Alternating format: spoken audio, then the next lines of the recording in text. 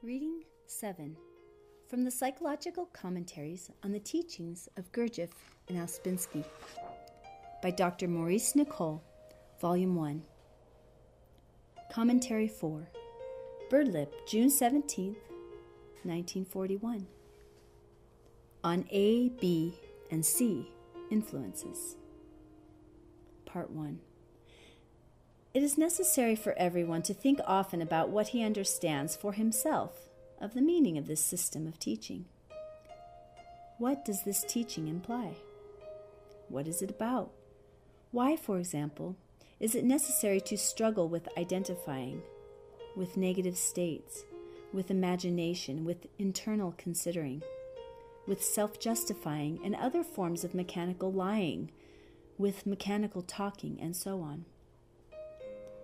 Why should one try to observe and break buffers, or notice mechanical attitudes, or detect pictures of oneself? Why must false personality be struggled with in all its unpleasant manifestations? Why should it be necessary to remember oneself? In the first place, you must understand that this system forms an organic whole. To take a small part without connection with the rest is not enough. It is not enough because the meaning of the whole teaching reflects itself into every part of it. And in order to feel the meaning of any one part of it, such as what it says about self-justifying, for instance, it is necessary to have some idea of the whole. Merely to say to oneself, I must observe self-justifying in myself and try to stop it, while it may not be useless if it is done sincerely and may show something to oneself that one had not realized, can easily become a mechanical action, that is, one that is done without conscious meaning. Consider for a moment what it means that this system is an organic whole. The meaning of this work as a whole and the related meanings derived from the general meaning, right down to the smallest meanings, all stand in connected relation to and within one another. Its organization is like that of all living things, as for example that of the body. In the body, the smallest parts unite to form larger parts, and these combine to form the body as a whole. Everything is connected with and related to everything else. Knowledge of this system demands knowledge of the details and the parts and the whole. And if this system were not organic in the sense explained above, this would be impossible. People often say of one or another detail or part of this system, "Oh, that is like something I read in a book." Or they say, "Oh, that is like what so-and-so teaches, or what this or that philosophy or religion says," etc., etc. It is quite true that if you read certain kinds of literature, you will find a sentence here or a sentence there which reminds you of something in this work. But all these are fragments. They are merely separate bits, not in any organized relation with any whole, and, isolated by themselves, are useless. Let us suppose someone comes across a sentence in some old book in which it is said that man is asleep. He may imagine for a moment that he has found the system in the book, but if he looks more closely, he will see that it is an isolated statement. It is without connection, and so without any organic relation with any other ideas. And if he compares this detail with all that this work says about sleep and about awaking, about different states of consciousness, about mechanical and conscious humanity, and about all that it is necessary to do in order to awaken out of sleep, he will realize that the man who wrote the book had merely heard something, but had no real knowledge. What, then, is real knowledge? Real knowledge implies a knowledge of the part in relation to the whole. That is, real knowledge is relative in this sense. This is the real meaning of the principle of relativity in knowledge, from the standpoint of this system. A rough illustration of what is meant is as follows. A man may know all about the little village he lives in, but nothing about the town or county or country he lives in, or of other countries or the world in general. He has no relative knowledge, and so can neither see anything in its right proportion, nor can he have greater knowledge. This is very important to understand. By having real knowledge, that is, relative knowledge, a man's knowledge can grow in a right way.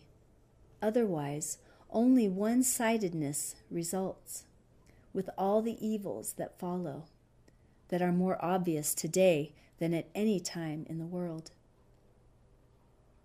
Now, let us apply what has been said to any single part of the work. Let us take the example of self-justifying. As you know, it is said in connection with practical work on oneself that it is necessary to observe self-justifying. But if a man does not see why he should observe self-justifying in himself and work against it, he is trying to do what has no meaning for him, save that he is told to do it. If that is the case, he will be working in the most external way possible. What he is doing will be superficial, not really connected with him through any inner meaning. To work in this way is little else than to give a sort of lip service to the work. And still worse, he may be doing it for the sake of meritoriousness, just to say that he is working, especially if he speaks of it.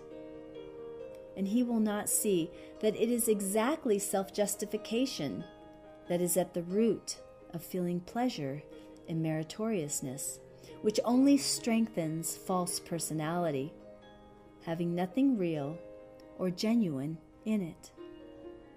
You will now understand why it was said at the beginning of this commentary that it is necessary for everyone to think for himself about the meaning of this teaching.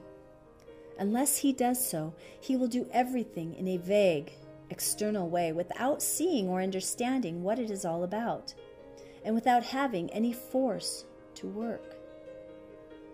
Meaning gives force, and the more meaning this work has for you, the more it will affect you emotionally, and the more force you will obtain from it. For it is from the awakening of the emotional center that the greatest force is derived. Now let us begin with the meaning of this work on the highest scale. Let us begin, as it were, from the top. What does this work mean? You have all heard it said that there are two quite different kinds of influences existing in life, entitled respectively A and B influences in this system. A influences are created by life.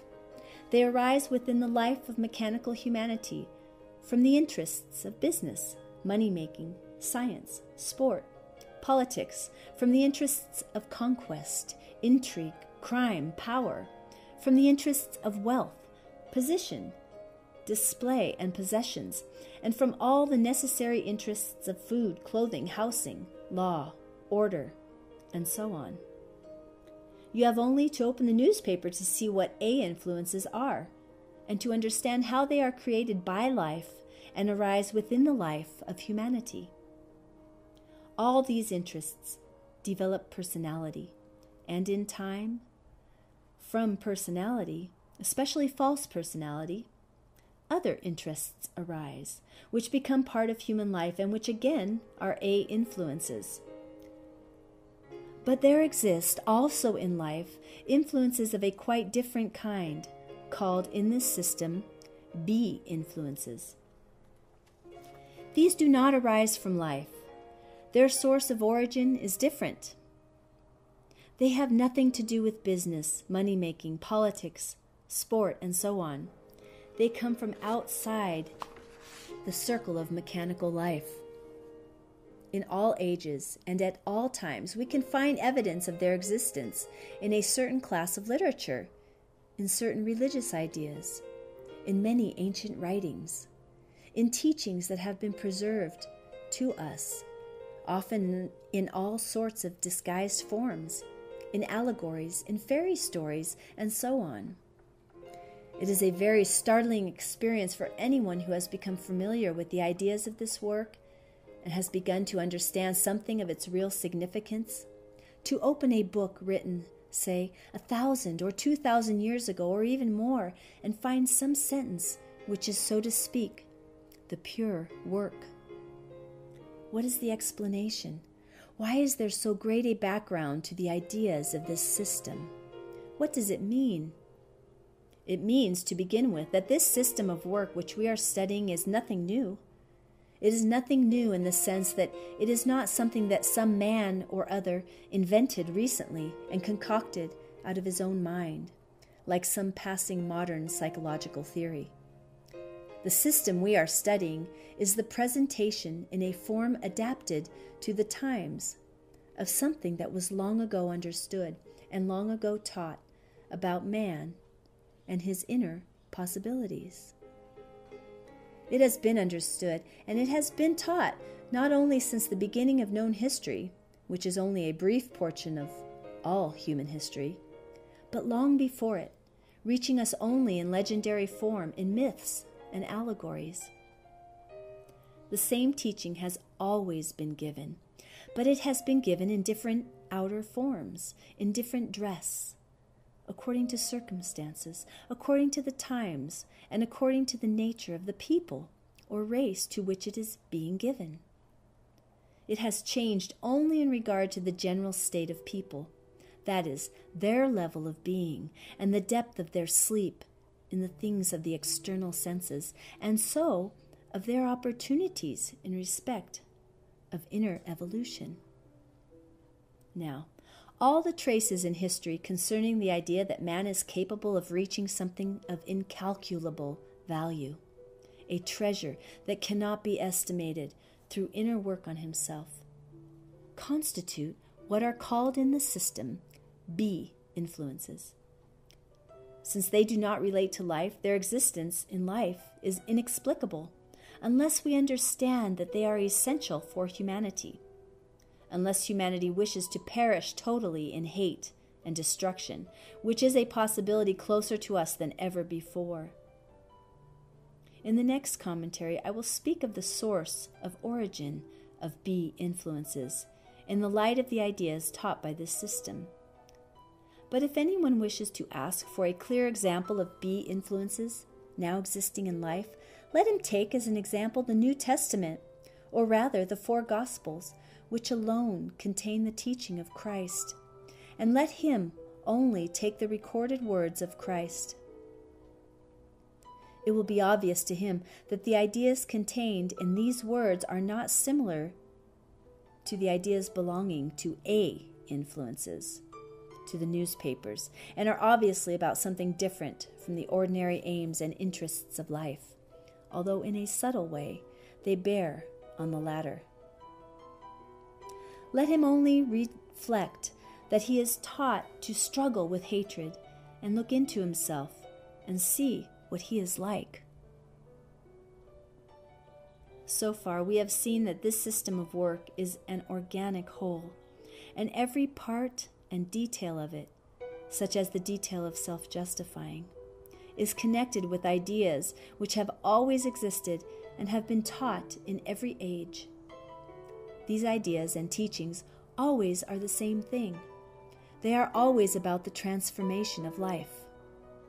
They are not about life and life interests, but about the transforming of yourself in relation to all that happens to you every day in life, in the light of an entirely new set of ideas and entirely new aims and entirely new efforts.